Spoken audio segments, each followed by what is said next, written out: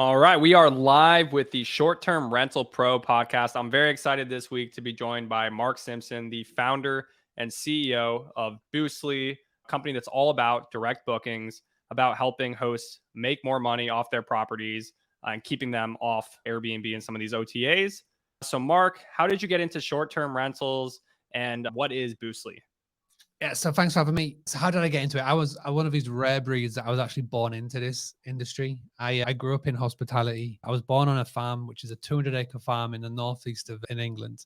Obviously, with the accent, I'm not from the States. I'm across the pond. Basically, I grew up in a 14-bedroom guest house and small hotel, and it had 3 holiday cottages on the back. And I didn't know any of this about you. Wow, geez, this is Yeah. exciting. And guys, for context, Mark and I hung out in person a few months ago in Nashville. Yeah. This is actually my first opportunity to hear about his upbringing. So I'll shut up and I'll let him. No, it's cool. This is the cool thing about podcasts. You get to sort of chat, but you don't get to, when we meet at conferences, you only get like a quick chance to have a chat with someone. So it's cool about podcasts is you just get little time to have that little bit extra. So yeah, guys. So you guys know Mark is cool. I met him. He's really cool. Just a cool guy. I mean, obviously he has the accent that helps, but just a really cool dude. But I digress. So you're at a 14 unit boutique hotels where you were.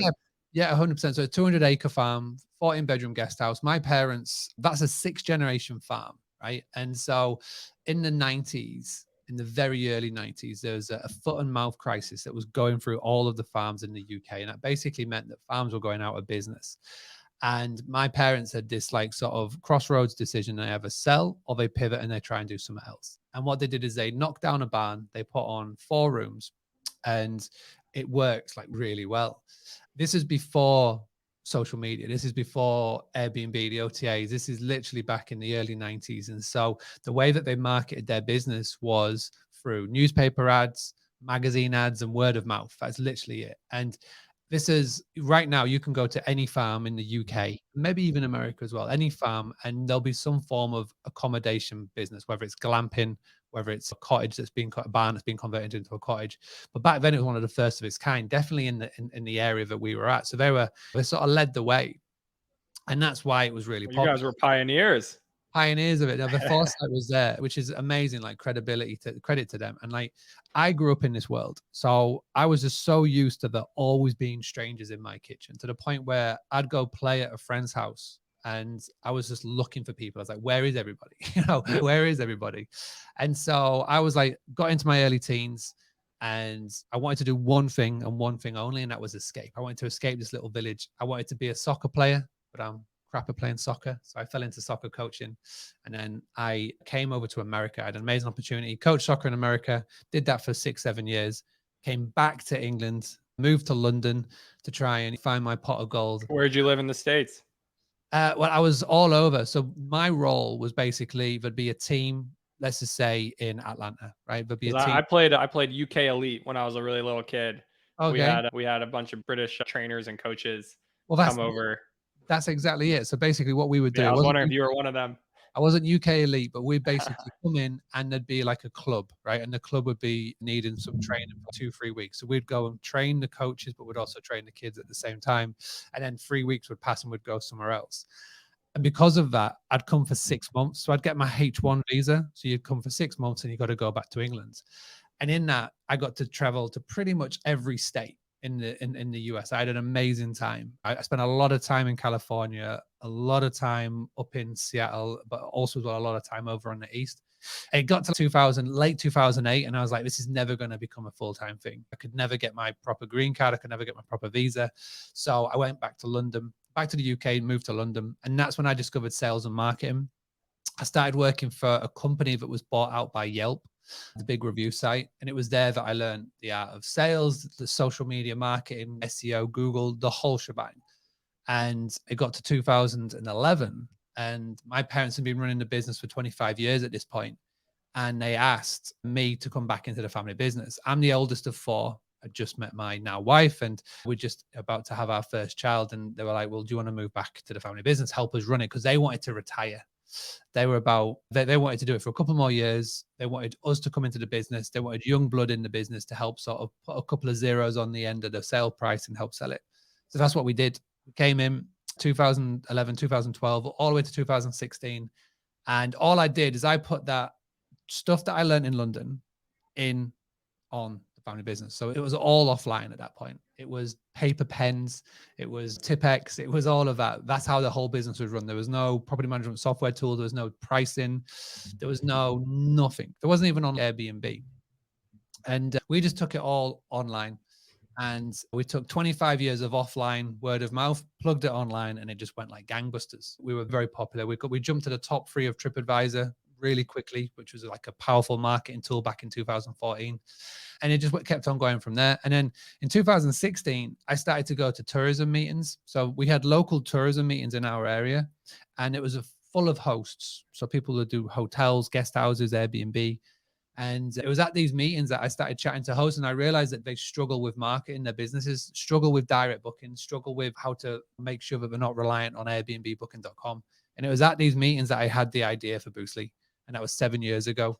And so I created a Facebook group called the Hospitality Community. And it's still going to this day. So come and join it. And it was through being in that group that I realized that people needed somebody to help them when it came to direct bookings. And that is literally why I started the podcast. The Boostly podcast is why I started Boostly. And yeah, to this day now, 2023, we've got 1,600 clients. We predominantly do website design, but we do training as well. So we show people the tools, the tactics, and the training on how to generate bookings. And yeah, it's going on strong. We've got 40 members of staff behind the scenes doing all things Boostly, and yeah, loving it. So thanks for having me. Mark, I'm very happy that you're here. And tell me, for those, I know, so in Nashville at the conference where Mark actually spoke, there was a big push for getting off the OTAs, not relying on Airbnb. I mean, it seems like you and your family business, you obviously didn't rely on OTAs because when you started, there was no Airbnb, there was no Vrbo. So I feel like most people, it's like getting off the OTAs, where you were like, we weren't on the OTAs to begin with. Yeah. So what have you seen kind of like that shift in the last couple of years, and really like that momentum towards being in control of your email list, being in control of your customer base, and taking some of those fees and revenue back from the channels? So I noticed it really start to kick in probably like in the early 2010s. And what happened was, before the rise of booking.com. So booking.com and the Expedia group really pushed this on. Before that, everything was inquiry only. In fact, if you go back and look at the early days of Airbnb, that was inquiry only. And at some point, Instant Book became a thing. I think one of the reasons being is that the old age way of booking of guest finds property, guest emails property owner, has to wait for a response before they can actually have a transaction. With the likes of Amazon Prime and everything, all of that comes in, where literally people want to click and book and buy and pay for something there and then. That has sped this process up. And so booking.com brought in Instant Book, and obviously then Expedia Group, which followed suit, and obviously Airbnb did as well. Probably about 2016, they brought this in. And because of that, more and more people were able to go to a website and just click an instant book. And at the same time, the traditional host was still operating on the inquiry mode only. And this is one of the reasons why the OTAs really took off. The prediction is by 2030 that 80% of all bookings in our industry will come via an online travel agent. And that's a bit of a thing that we have to definitely circle back to prevent. But the reason why is that the OTAs have mastered the user experience. So if you want to go have a booking for wherever it is, say you want to go to Myrtle Beach, you find a place to stay and you can book within 3 clicks. And that suits the user experience to the ground. And that's one of the reasons why they have taken over. And for a host, you can just check your phone and see, wow, they have booked and they have good reviews, and yeah, you can see their profile picture and all that jazz. Exactly. So for a host point of view as well, especially for a new host. So this is I feel why over the 7 years that I've been doing this, there's been like a trajectory of the different types of hosts that I've been mostly speaking to. So obviously I started in the UK, and then I've branched out to America over the last couple of years. But with a new host, and when you're starting this business, if this is going to be like a side hobby, or if this is going to be your all in, what you're going to do to create income for you and your family, there's so many plates to spin. There's so many moving parts. It doesn't matter whether you're doing the owner-led acquisition model, you're doing a management or arbitrage or whatever you're doing. There's so many spinning parts. And so when it comes to marketing and when it comes to that plate, if there's a website that you can take a couple of pictures of your property, upload those pictures to it, and be guaranteed to get revenue in. Obviously, the context is depends on where you are in the world, depends on what time of the year it is, X, Y, and Z. But if there's a website that guarantees you revenue, you're just that spinning plate, you're just going to put on autopilot because it's so easy to get those bookings. And that is Airbnb, that is booking.com, that is Verbo. And that is a blessing, but it's also a curse. It's a curse because it is so easy. You just go, it's sound. This plate is being taken care of by Airbnb. I'll just leave it there. And then when you become over reliant, you become lazy and you never pay attention to it until there's a problem.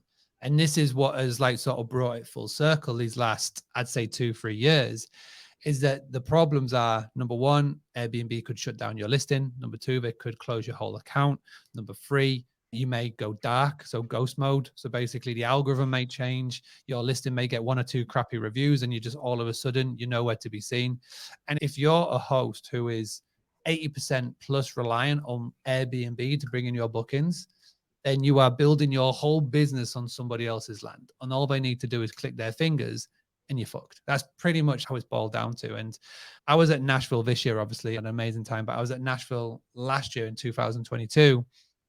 And I closed it out on day 2. And I got up on stage and I got everybody to stand up. And there's 1,000 people in the room.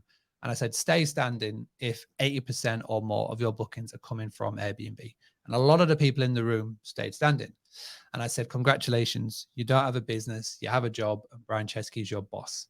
And that little clip, that got clipped and that got quite viral, got quite shared around. Sure, Brian Chesky, if he saw that, wasn't too happy. Well, it got attention. It got a lot of attention in the right way because it got people to think, well, what happens? And over the last year, with the changes that are happening, not just at Airbnb, we're not just like calling them out. There's like Verbo and Booking.com. There's a lot of things going on where it's no longer a human making a decision. It's robots. Yeah, it's algorithms. It's algorithms. It's all of it. And the problem, what happens is a guest can complain. When a guest complains, let's just say one of the examples that we had in the community a couple of weeks ago is where a host had a Ring camera, one of those ones that sits outside the property, which is totally allowed. The guest complained that there was a camera in the property. So without contacting the host, without trying to get their version of events, they just suspended the listing. Indefinitely. And when you've got it suspended, you've got to go through the appeal process. And again, like that host was off the platform for 4 weeks. That host has got bills to pay. You've got all the staff to pay, etc. And if you can't get revenue coming in, then that's a massive struggle. And what reason why I say that is that over the last couple of years, I've really noticed it comes swings and roundabout to where now people are actually coming to us and going, right, I know now I need to build my own business on my own land. I know I need to be multi-platform. So just in case that Airbnb example happens, and I know I need to have my own direct booking website. I need to be branding my business, which is amazing because it just means that we can crack on with the mission of helping 1 million hosts cut down on our over-reliance on the OTAs. Got it. So what getting a business, like building your own business, I mean, you said being multi-channel, not only being on Airbnb, being on Verbo, being on Booking in case you have an issue with one of them. Yeah. What other things can they do? And then like logistically walk through. I know in Nashville, we talked a lot about getting emails via the Wi-Fi. But if you're going to explain to someone, how do you make it your business? Like, how do you build your own direct booking? How do you do your own direct marketing? Like in 2 minutes, what does that actually look like? Yeah. So first things first, multi-channel is definitely the way. You need to be having as many revenue streams into your businesses as possible. And one of the simplest things that everybody can do right now is make sure that you're listed on more than one OTA. So when I instantly say that, people go, well, how do I do that? Like logistically, that's a nightmare. How do I make sure that it's all connected? So what you need is a property management software tool, otherwise known as a PMS. There's even a free solution now in Journey, Journy. Journey is free to use, so go and tap into that if you're just getting started. If you've got a little bit of funds, then there's a ton of other solutions available. How do they do it for free? Oh, first I've heard about this Journey. It's brand new. Yeah, brand new solution. So yeah, go check them out. What's in it for them? Well, obviously, as you grow your business, as you grow maybe more properties, maybe you go to... They start adding price when you get to 3-4 listings. Yeah, I'm not sure the full mechanics of it. Sure. But yeah, but no excuse for not having a PMS at this point. Exactly. Even if you're at property one, just getting started, there's no excuse. And so you start off with that, the property management software tool, because when you've got that, then what you can do is the property management software tool will become the central hub of your business. So no longer are you just an Airbnb business. You've got your own property management software, and that calendar connects into Airbnb. That calendar connects into Vrbo. That calendar connects into Booking. And there's a ton of other OTAs that you can connect to as well. So you've got multiple different channels where people can see your business, because believe it or not, everybody in the world uses Airbnb. There are other different types of people, niches and whatnot, that will use other sites and other booking channels. So by being listed everywhere, that's the perfect way to start. Having a property management software to control it, that's a perfect start, because when you have a PMS, you can then connect it to Stripe, for example. You can connect it to dynamic pricing software, and also as well, you can have your own direct booking website. Okay, very cool. So you've got this hub, and that just allows you, essentially think of it like your core. So it allows your arms and your legs Yep. to communicate with each other. Yeah, that's literally it. Okay, and actually, I do want to say, so I mean, I personally I like Airbnb. They're for specific listings I have, namely, like I have an Airstream camper Yeah. that I have up where I do that. They provide liability insurance as well as the air cover for something like very unique, where I Yeah. just don't think, I mean, I have insurance for it, but it's just such a unique situation. And Airbnb's air cover is like pretty broad in my experience. Like they don't ask too many questions, Yeah. as well as their liability. But for a house, like a normal house, a normal apartment, there's no reason you shouldn't be multi-channel, because I did have an instant. I've had a couple instances where like neighbors have called Airbnb and said that we have a party house, which is totally, we have rules, we vet our guests. Yeah. But Airbnb has done its like research or done its reporting, and we were offline for 2 weeks. Yeah. While Airbnb, and to be frank, like I have scale with Airbnb at this point. Like I have an account manager. They're not supposed to be involved in these processes. You're supposed, but you know it. I'm in a pretty good, I have a good relationship with Airbnb. And I think generally speaking, like they do the best they can. Like given Mark, you have a business, and you know, you got to make decisions that sometimes not perfect for everybody decisions, but that's kind of, I do think they are somewhat balanced. And I think it's great that hosts come together and say, hey, we need a voice too. We're not, your business isn't only guest booking, it's us putting ourselves out there. Yeah. And having that voice, and the more people who talk, tweet at Brian Chesky or whatever, the more impact. Yeah. But that being said, the caveat being, even still for me, I just had a listing the other week that I had 2 bad reviews in a row where I don't even need to get into it, but essentially the listing was deactivated effective immediately, and it took a few weeks to get back online. And that was even separate than this whole party thing. So it does happen, especially when you get scale. Like it just hits you out of nowhere. And it's AI. Like Mark said, they just have some program somewhere that says, hey, if you get issues reported like 2 times in a row, then automatically list it. And then you got to call in, you got to keep calling in, you got to call in again, you got to play the whole call center game. It's really freaking annoying. So I digress. So for someone listening who obviously multi-channels first thing, but now direct, let's talk direct. I know that's your specialty. How does someone who, you know, wants to add that direct channel, how do they do it? How do they do it effectively? So how to do it effectively? Well, the first thing is to just start. And this is something that I see a lot of the times, is that people get really overwhelmed with it, that they feel like, oh, I've got to start running ads, or I've got to start doing X or Y, and I've got to do SEO, and I've got to spend all this time doing it. And look, I get it. This industry, and as much as we say Boohoo, Airbnb, Vrbo, Booking.com, they do provide an amazing service for when you're getting started. There is no other industry that I can think of where you can start a business, go and list your property or business on this website, and be pretty much guaranteed revenue. Like when we do websites, there's no place that I can go and list my services and be pretty much guaranteed to get revenue. So when we're saying that, it is a fantastic tool. But like you said, like you are literally running your business just there with somebody else overseeing everything that you do, all the decisions that you make. Now, if this was like a pure direct booking, right, and the neighbors complained to you about a potential party, then you could solve it yourself. Because they complain to Airbnb, you've got somebody else that is like looking in over on your business. And it's not like they can go to cops and the cops can have to write a report and say it was actually a party. They could just complain. They could just, they don't like you for whatever reason, and they just make something up. But you know, it has to be investigated.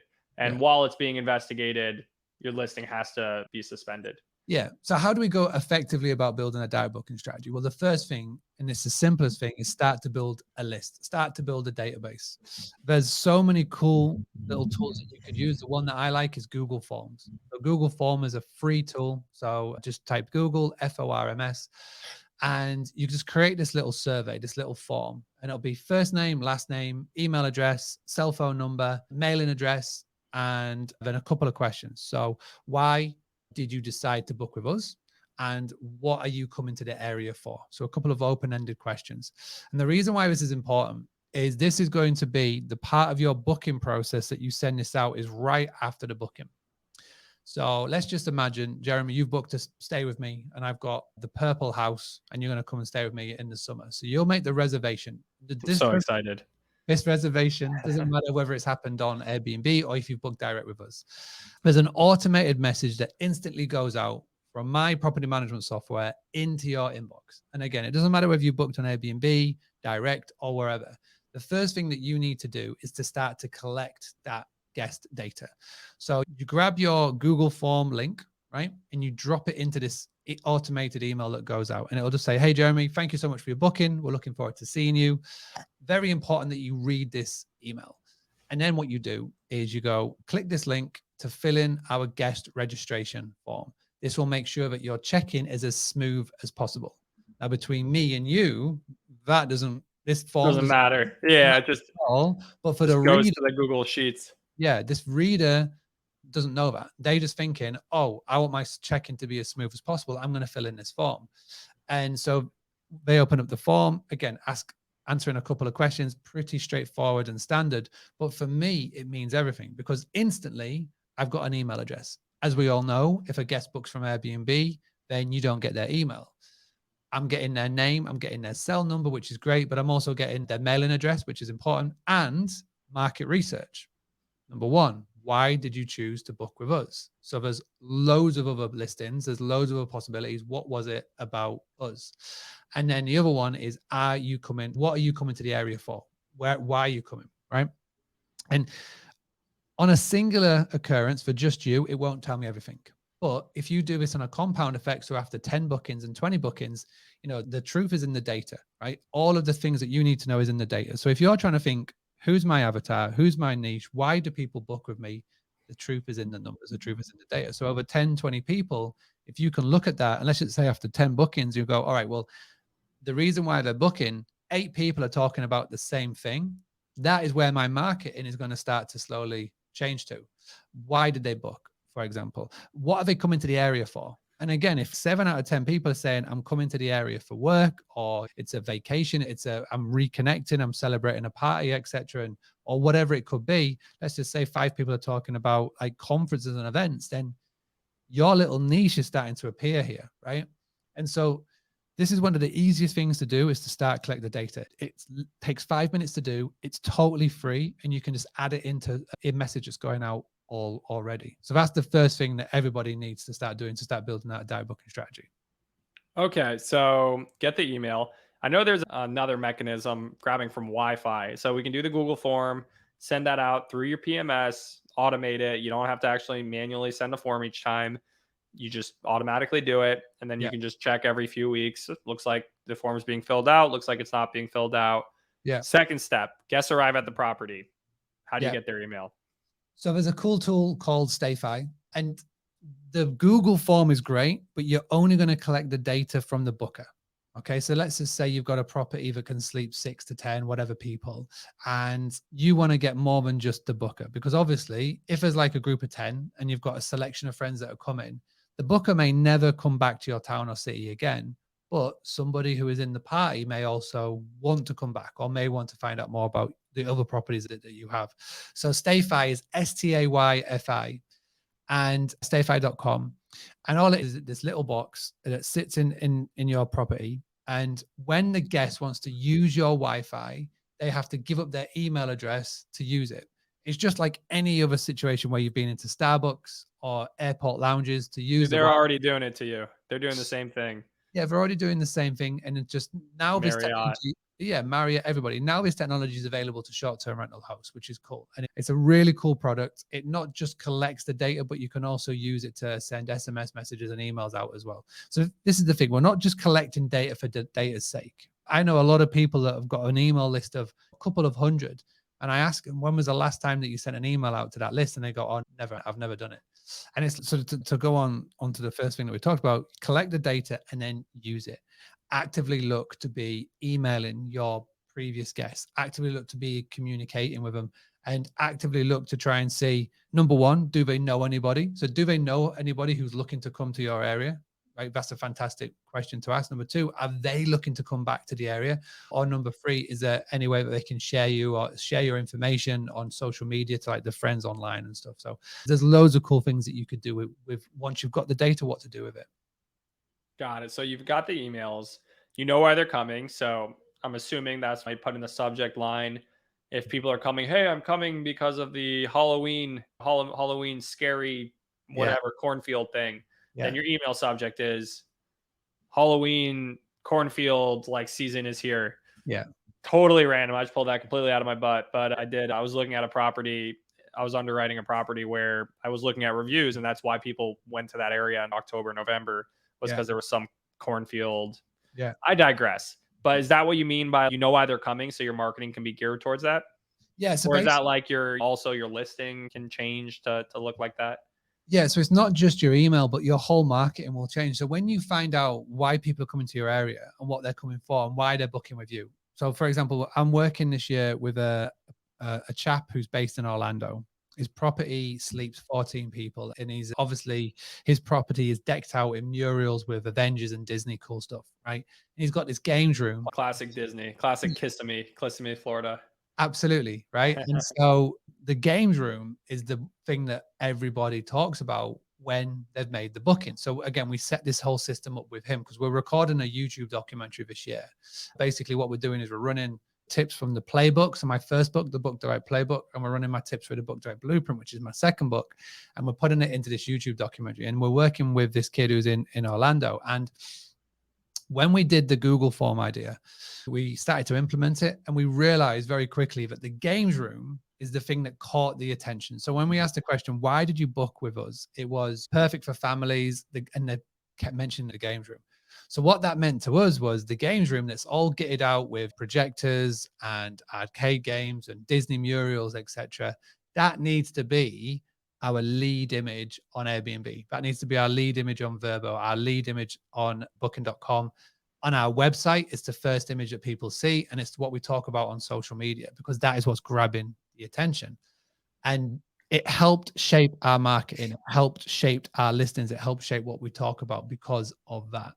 And then secondly, why are you coming to the area? Obviously, people are coming for Disney and all those cool things, but they That's why you're going to Orlando too. I'm going to Orlando too. But it's again, it was like we know where the property is and we know where it's suited for. But people were saying, well, actually, they were looking on Google Maps and it was like, well, it's ideal because it's only 15, 20 minutes from Disney, but it's 18 minutes from Universal and it's not on the main I-5, right? And we were getting all of this amazing information. So we could put that into our marketing. We put that in the bullet points of the listings. We put that in the FAQ of our website.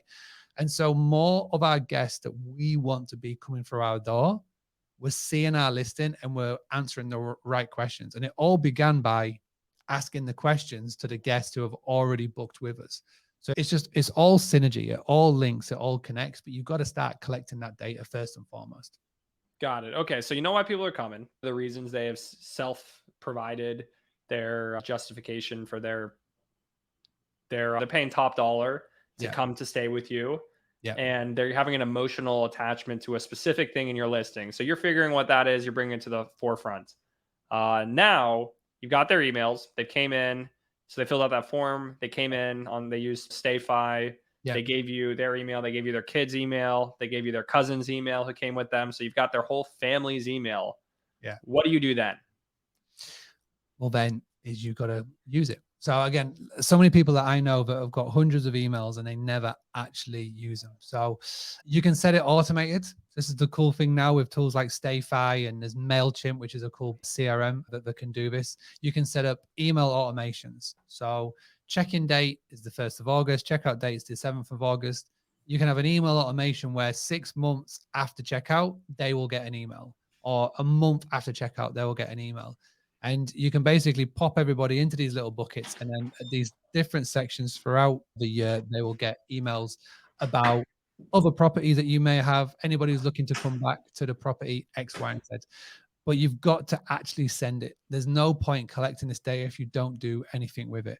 And there's a PMS, Guesty for Host. They do this really well. Hospitable do this really well, where they can just add them into funnels and they can just keep on consistently getting emails from you talking about you and the properties, which is really helpful. So wait, Hospital, the PMSs do email funnels? So they will send out messages for you. Yeah. Messages. So you'll send out a message to a previous guest Yeah. through the OTA. But if you want to take them off the OTA and direct email them, yeah, that's going to be through your CRM. That's going to be or MailChimp, Active Campaign, MailerLite, whatever your CMS of choice is. And the final little tool that I will give to everybody, so we're giving quite a few, but the last one is Zapier. So Zapier. What this is a connector. So when you're collecting this Google form, it takes it to a Google Sheet. Now you want to seamlessly take that from Google Sheet and send it to MailChimp. So Zapier will make the connection. So whenever there's a new email address being submitted, it will automatically pop it into your MailChimp. And again, you can then pop it into any automations that you want as well. So what we're trying to get at here is that every tool that I've given so far, it's not time consuming. In fact, once you set it up, you can pretty much forget about it because it's set and play. And so when we're wanting to increase our direct bookings, and the biggest sort of comeback is I haven't got the time, it's these little things that you can do, break it down every single day, little new tactics that you can implement into your business that will set you up for automation in the long run. So that's how we do it. Got it. So so we got the email to them. Yeah. So I think there's one final leg here. That's when you've sent them an email and you're saying, hey, enjoyed hosting you. Thanks so much. I hope your family had a great time. Are you guys looking to come back anytime soon? Yeah. If so, you can save some money by doing what? Booking direct. And then what is the mechanism for this direct booking? Yeah, well, obviously you need to have a direct booking website. This is where you need to send people. This is where Mark plugs. Just letting you guys know, he's done the full circle. It's been great, but he's incredible because when I met Mark initially, we talked. He didn't at once. He wasn't like, "Hey, we can help you build a website." Like he didn't. He never. He's just trying to add value and help people, and he can help. But let's hear about Boostly now. Well, thank you for the ultimate softball. You have just given me a lovely softball so I can hit it out. But yeah, basically the website is where you got to send people to. And again, I say this a lot, is imagine somebody walking into your property for the first time. That first impression is everything. Your website is that digital first impression of you, your business, your brand, and your properties. And so many websites that we see, PMSs provide free websites, for example, and it's amazing part of their sales process that they can give you a free website. But these free websites are crap, and they say it themselves. They are not meant to be anything more than just a free landing page. They don't want it to be anything fancy or anything like that. But the problem with that is that the user experience is poor. You can't do anything on them. It's very limited in what you can do. So that's why what we started to do is we started to build websites on WordPress, which gives you full functionality. You can do all the cool things. And when we first got started, we offered a DIY solution where we say, hey, here's a template that we created. Go nuts, go crazy, edit it as much as you want. But what we realized is, number one, hosts don't have the time to do it, or don't have the confidence to, even though it's very heavily templated, that they can finish it off. So we decided this year actually just to bring it all in-house. So now all of our websites are done for you. And we actually strike up partnerships with the property management software tools that we're talking about. So we've got all of their data that we can scrape and sync in, but we can also as well make all bookings on your own direct booking website. Because a lot of the solutions we see is if it's on WordPress, you've got to leave, as soon as you hit book now, you have to leave that domain, you have to leave that website to create the actual booking. And it goes to one of the iframes that they populate, one of the widgets, the booking widgets. Yeah, and it instantly breaks the trust there, right? So if you're a booker for the first time and you don't know anything about direct bookings or anything like that, but if you're booking something and all of a sudden you have to go to a totally separate domain and it takes you right back to the booking process, you instantly lose that trust. So that's why we started to build those connections and those partnerships up, so we can keep the booking process on site, which is being a key to our growth, really, is being because of that, because there's only 3 website designers in the whole industry that do that, and we're lucky to be one of those 3. So what are the PMSs that you do integrate with? Well, we've teamed up with the top 20. So most of the ones that I've said today, plus Hostaway, who have just had a $175 million funding round, which is big. Oh, wow. Uplisting, there's a load in Australia, loads in the UK. Avantio, we're kind of going to build out that very soon. Journey, we're going to build in a connection with them very soon. But we're always looking to add in more and more PMS partners, because we get more and more people booking calls with us, and we ask, who's your PMS? And we're always getting new ones that There's new ones. They come out the wazoo. all the time. So, yeah, but we know that by building that connection, and again, we know if you've got 1 property to 10 properties, you've got no real allegiance to one set PMS. When you get further down the line, and if you say you're at property 100 or wherever, you're going to stay where you are, just because it's the thought of moving 100 properties from one to the other is a daunting task. But Yeah, I'm at 25 and I'm there, yeah, honestly. I'm locked in. yeah, exactly, because you think that the process of moving is going to be tough. But to be honest, our main people that we predominantly work with is that 1 to sort of 20 mark. And in that 1 to 20 mark, there's not that sort of allegiance. So by what we say to everybody is, listen, it doesn't matter if you're with Guesty, Hostaway, IGMS, or wherever. If you decide to move from one to the other, we'll just move you over for free. The problem with having a free website with one of these PMSs is that if you decide to leave, you lose everything, including what was on your direct booking website. So again, this is one of the reasons why we look at the market, we look at what's going on, and we just judge accordingly. And we've started to do websites, and it's one of the best things that we do, because it's where the impact has been. So our goal, my mission, is to get a foot at the table, to get a seat at the table of these Airbnbs, Verbos, and Booking.coms, to actually try and see if we can get more power back to the host. Because my worry is that the way we're moving, by 2030, 80% of all bookings are coming from the OTAs. This industry is going to turn into what Amazon have done to the e-commerce and the book world, where Amazon calls the shots. You play by their rules or not at all. That book that I told you about, Book Direct Playbook, for every book I sell, I have to give up 66% commission to Amazon for that. And that's crazy. But if you think about Airbnb, if they're going to dominate this space, there's nothing to stop them going 3%. Let's cut that out. Let's change everybody pays 15%. Or hang on a second, let's change that to 20%, 30%, 40%, because they're going to dominate the market and they can just basically call the shots. So I want to make sure that all of the OTAs know that hosts know about direct bookings, and we want to be able to get lesser commission rates, more power, etc. But the only way we're going to do that is come together in force under this Book Direct umbrella and go to them and say, we know what we're doing here. And so far, Boostly has generated £17 million, so about $20 million in direct bookings for our clients over the last year. That's only on 361 live integrated websites. We're trying to get that 361 to 1,000. If we can get that to 1,000, we're going to get that 17 million to close to 100 million. And when we start to get these sort of numbers, that's when we get the attention of Brian Chesky, Airbnb, Booking.com, and Vrbo. So that's the mission that we're on at the moment. Wow. So really holding the OTAs accountable is really, we're not doing away with OTAs. They're valuable. They spend a lot of marketing money to get people to feel comfortable staying in someone else's home. Yeah. We're appreciative of them, but they can't take us for granted is what's key. So I'm curious now, and I have a little bit of a technical background, so I don't want to nerd out. Are you guys doing the payment processing? So you say you either integrate with the PMSs and you can put the booking widget or whatever there, but then, then the user experience gets bad. Is the way you do it, the bookings through you, but it still goes through the PMS's payment processing? Yes, that's exactly it. Yeah. So we basically, with the API integration, we've just got tons of endpoints. So it's like looking at a very cool, like electrical box, and everything is connected from A to B. All we're doing is we're just connecting A to B.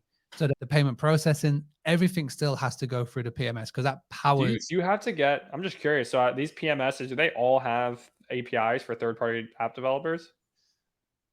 Every single PMS is different. And we're realizing that's what I'd assume. I was like, I didn't realize they all had these APIs. In an ideal world, they would all have open source API. It would make life so much easier. But every PMS that we work with, there's different systems and structures. And this is one of the main reasons why people don't do this, is one of the main reasons why website designers don't create these endpoints, is because it is so complicated with every single one that we work with.